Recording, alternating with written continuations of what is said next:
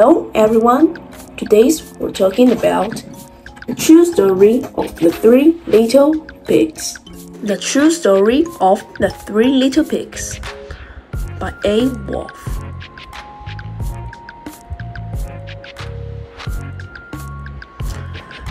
Everybody knows the story of the three little pigs, or at the least they think they do.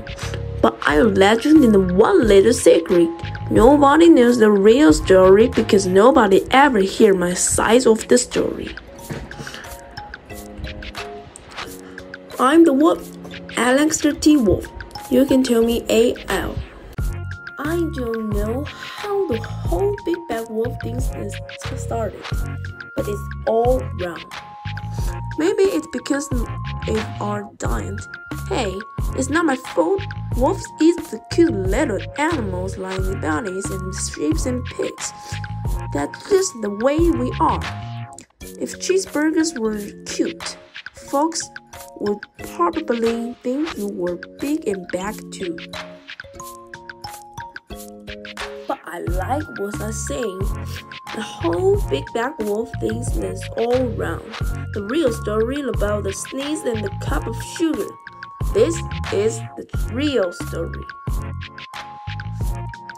Way back in once upon a time, I was making the birthday cake for my dear old granny. I had a terrible sneeze cold. I ran out of sugar. So I walked down the street to ask my neighbor for the cup of sugar. Now, his neighbor was Pig, and he wasn't too bright either. He had built a whole house of straw. Can you believe it? I mean, who in his right mind would build a house of straw? So I closed up my minutes and knocked on the door.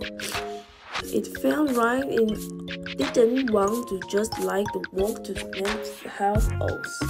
So I called, little pig, are you in? No answer.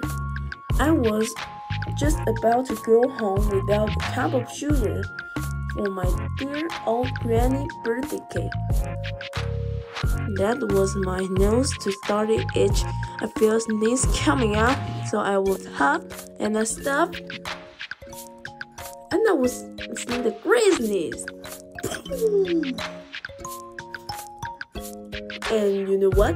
The whole darn night out, and right in the middle of pile, the first little pig dead as a doorman. He had a home the whole time. It seemed like the shame to leave the probably good ham dinner lying there, so I laid it up. Think this big cheeseburger just lying there. I was feeling a little better, but I still didn't have my cup of sugar, so I went to next neighbor's house. This neighbor was the first little pig's brother. He was a little smart, but not too much. He had built the house of the sticks. I rang the bell on the stick house. Nobody answered. I called, Mr. Pig, are you in? He yelled back, Go away, Wolf! You can't kill me! I'm shaving hairs more than a chin. And I just grabbed the doorknob. When I felt another sneeze coming up, I huffed and I snuffed and I tried to cover my mouth, but I sneezed the great sneeze. And you're not going to believe it, but this guy's house fell down just like the other brothers. When the dust cleared, he was the second little pig dead as a doornail or corner. Now, you know the food will spoil if you leave it in the oven, so I did only the thing worth enough to do. I had dinner again. Thinking about the second helping, I was getting awfully full, but my cold was feeling a little better. and I still have that cup of sugar for my dinner, old Granny's birthday cake. So I went to the next house. This guy was the first and the second littlest brother. He must have been the brains of the family. He had built the house of bricks. I knocked on the door. House. No answer. I go, Mr. Big, are you in? And I know the house that rolled like the big lantern. Get over here, Wolf. Don't bother me again. Talk about impolite. He probably had a whole sack full of sugar, and he wouldn't give me a little cup of sugar.